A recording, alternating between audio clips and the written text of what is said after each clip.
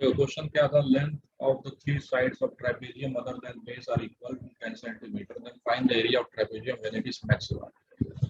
तो मैंने कहा वर्डिंग प्रॉब्लम को थोड़ा समझना पड़ता है, कभी कभी कैलकुलेशन टफ होगा तो अपने को दिक्कत होगा, पहले ही बोला। तो मैंने कहा कि थ्री साइड का लेंथ दे दिया, ठीक है, 10 मान लिया,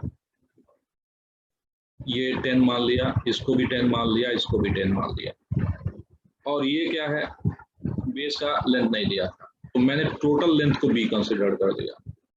तो मुझे दिमाग में था ठीक है, ये बी क्या हो गया, मेरे लिए वेरिएबल हो गया, यानी जो भी चीज आएगा वो सारा टर्म बी के टर्म में ही आएगा, यानी मुझे डिफरेंशिएट करना पड़ेगा बी के टर्म में ही। लेकिन किसको मैक्सिमम करने को बोल रहा था, एरिया को। तो एरिया ऑफ ट्राइपेजियम को मैक्सिमम करने को बोल रहा था, तो मैंने क्या किया, एरिया ऑफ ट्राइपेजियम लिखा, half into sum of parallel sides into height. तो ये तो 10 हो गया, और ये क्या बन गया, बी बन गया, और हाइट ले लिया ये h। अब ये h मेरे लिए अननोन रह गया क्योंकि b माना, तो फिर मेरे दिमाग में था ठीक है, ये परपेंडिकुलर ड्रॉप कर दिया, इसको परपेंडिकुलर, तो ये 10 है तो ये भी 10 हो जाएगा। तो टोटल तो b माना मैंने, तो ये कितना हो जाएगा, और इसका सम क्या हो जाएगा, कहेंगे b माइनस 10 हो जाएगा। तो इसको हाफ कर लीजिए, तो ये क्या लेंथ हो जाएगा, b माइनस 10/2। कौन सा लेंथ, ये वाला, ये b माइनस 10/2।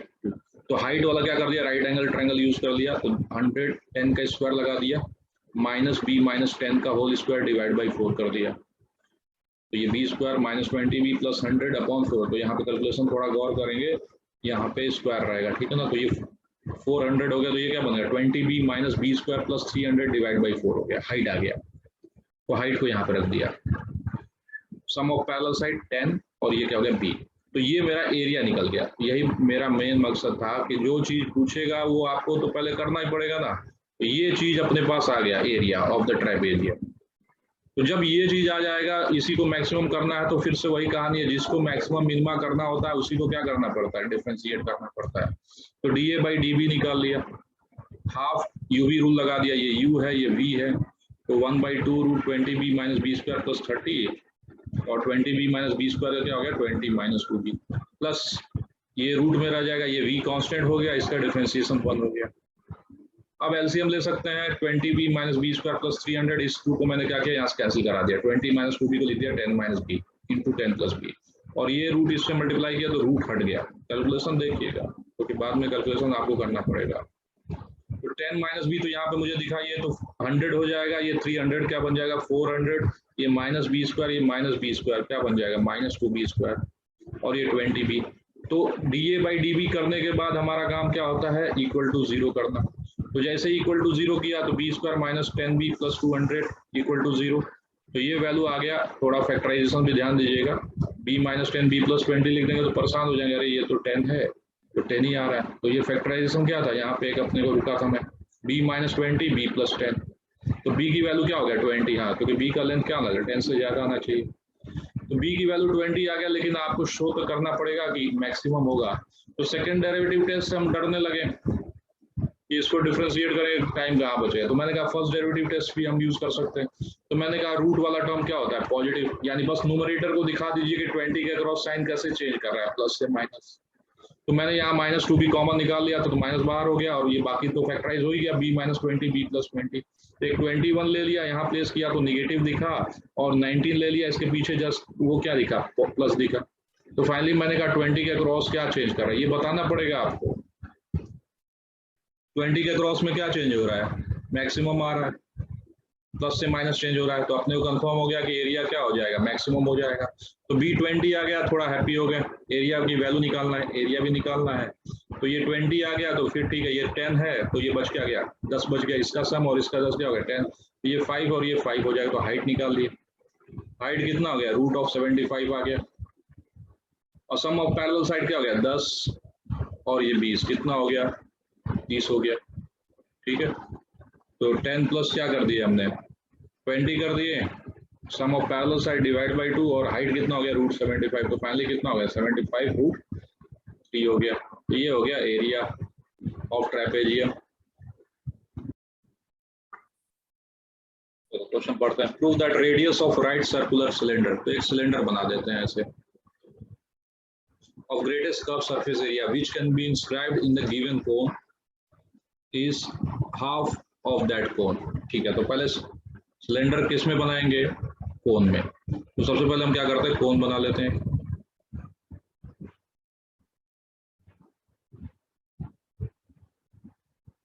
इससे पहले सबसे पहले जब भी दे दो आप पिक्चर को क्लियर करिए, फिगर क्या बनेगा। Radius of right circular cylinder of greatest curve surface area which can be inscribed in a given cone. तो मैंने क्या किया, एक इसके बाद से मैंने चेंज कर देता हूँ, क्या किया मैंने, सिलेंडर को इंस्क्राइब कर दिया। अब कह रहा है कि इसका कर्व सरफेस एरिया जो है क्या होगा,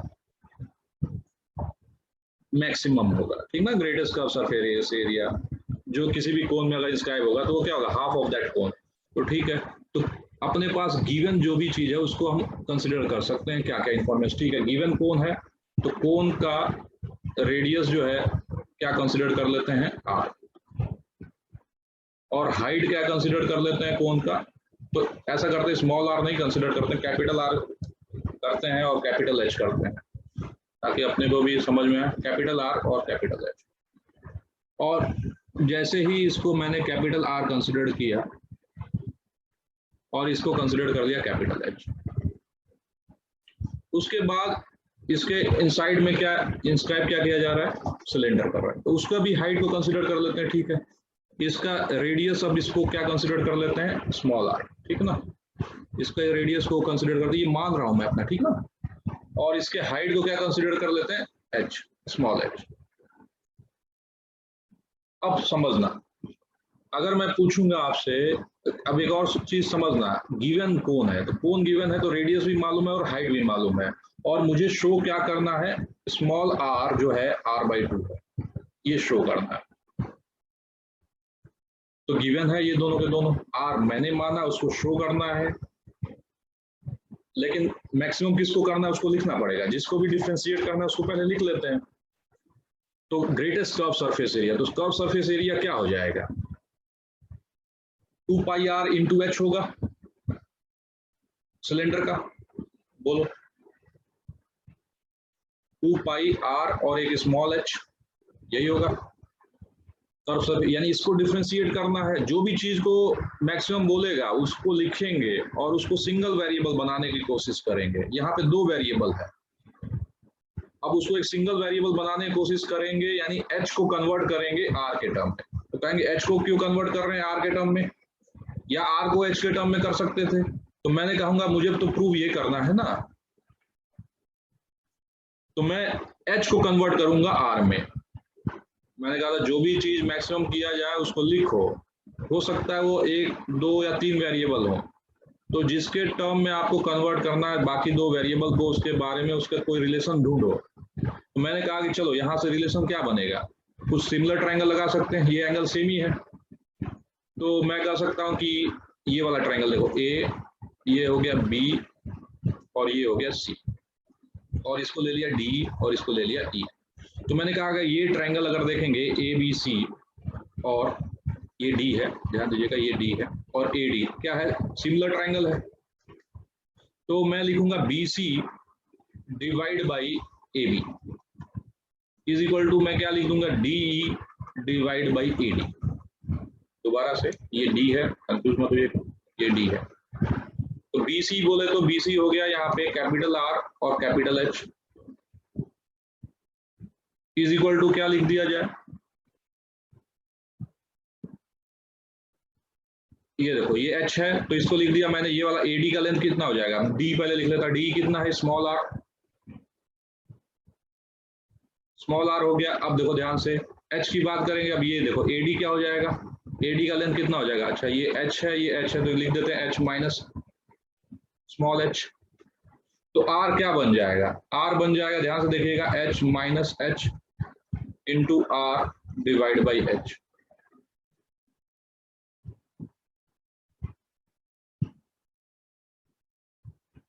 देख लो सही है, लेकिन आप कहेंगे कि अपने को ये रिलेशन मिल गया, लेकिन हम क्या करना चाहते हैं, यहाँ से ये करना चाहते हैं कि हम स्मॉल h को r के टर्म में लिखना चाहते हैं इस रिलेशनशिप में। कहा बिल्कुल सही बात है, तो स्मॉल h को लिखने के लिए क्या करना पड़ेगा अपने को, तो ये लिख दिया मैंने h into capital R is equal to h into R, यानी h into R minus h into R is equal to H R, यानी यहाँ से H R minus H into R, देखिएगा ये इधर आया, ठीक है ना, is equal to H into R, यानी h जो स्मॉल h हो गया, h कॉमन निकाल दिया, ये बन गया r minus R divide by r, ठीक है, ये फॉर्मेट बन गया।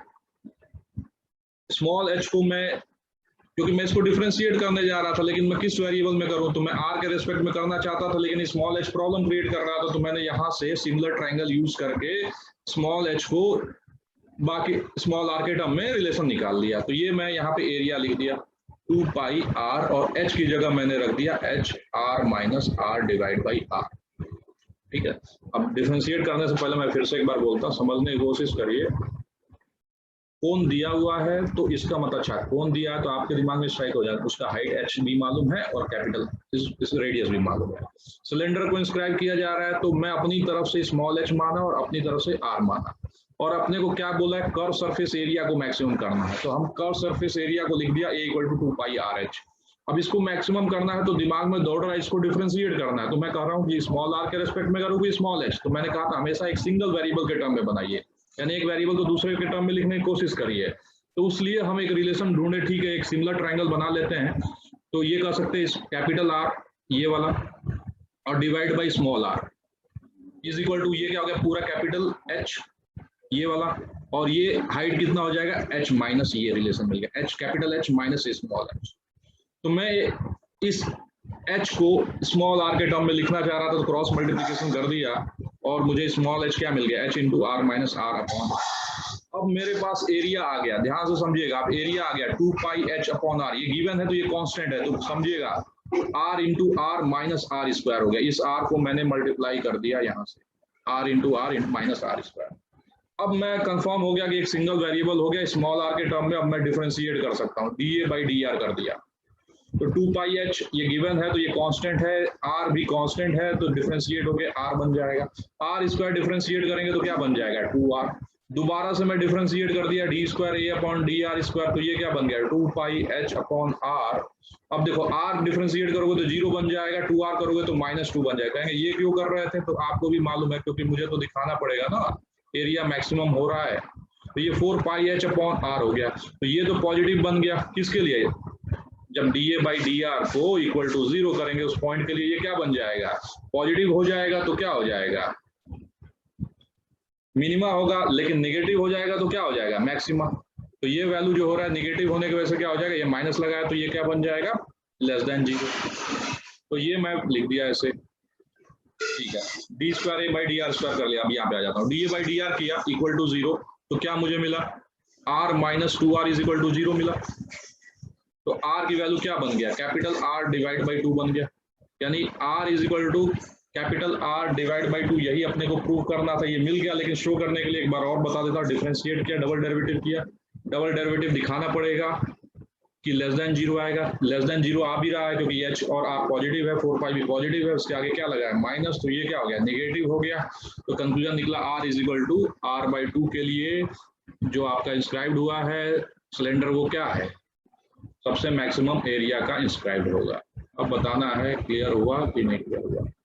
तो अब हम बात कर रहे हैं मैक्सिमम और minimum value of function in A close interval. तो मैंने क्या किया, एक एफ को कंटिन्यूअस बना दिया, देखिएगा एफ को क्या कर दिया, कंटिन्यूअस बना दिया,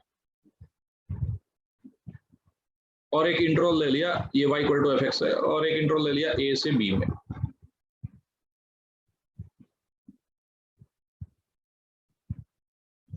इसको थोड़ा सा ऊपर करके बनाना पड़ेगा, नहीं तो फिर क्या हो जाएगा, अपना मैक्सिमम ही नहीं अवॉइड होगा, इसको ऐसे कर देगा, ये इंटरवल हो गया a से b, f(x) is continuous in interval, मैंने लिख दिया i a से b, i a से b, a और b दोनों के दोनों क्या कर दिया, मैंने क्लोज कर दिया।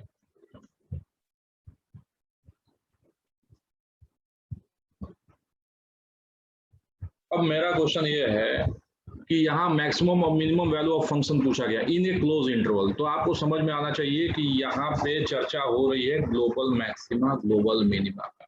किसका? ग्लोबल मैक्सिमा, लोकल का नहीं, ग्लोबल मैक्सिमा और ग्लोबल मिनिमा की चर्चा हो रही है। तो सबको मालूम है कि ग्लोबल मैक्सिमा और मिनिमा, थोड़ा सा गौर करेंगे तो ये अगर मैं पूछूंगा ये पॉइंट मान लो C1 है, तो यहाँ पे सबका जवाब मिलेगा लोकल मिनिमा।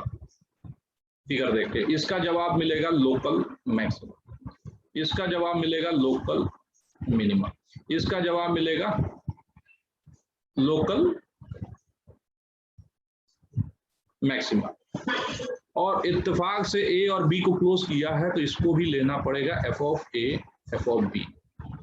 अब सभी जगह वैल्यू लिख देता ताकि आपको भी अच्छा लगे, एफ ऑफ C4।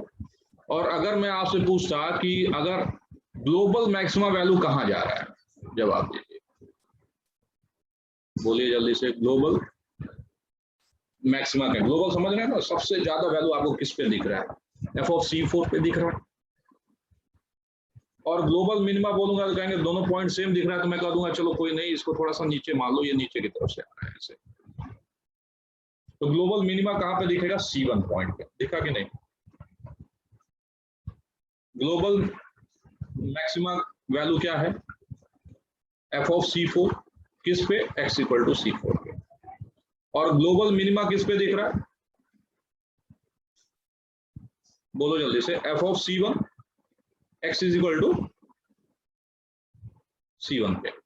तो कैसे निकालेंगे? तो सिंपल सा स्टेप होता है। पहला स्टेप बोलता है कि गिवन क्या रहेगा? fx रहेगा। गिवन क्या रहेगा? fx।